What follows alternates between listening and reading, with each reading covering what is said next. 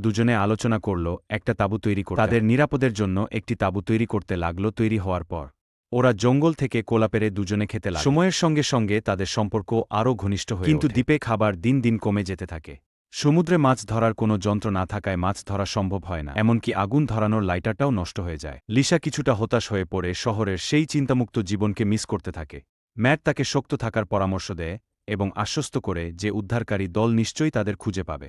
তার কথায় লিসার মন অনেকটা ভালো হয়ে ম্যাট বৃষ্টির মধ্যে নাচ শুরু করল। এটা দেখে লিসা খুব আনন্দিত হল এবং সেই মুহূর্তে তারা দুজনই ভালোবাসার সম্পর্কে জড়িয়ে পড়ল। সে এখন চায় ম্যাটের সাথে চিরদিন এখানেই থেকে যেতে। যখন ক্ষুধার তারা একসাথে সমুদ্রে গিয়ে মাছ ধরে।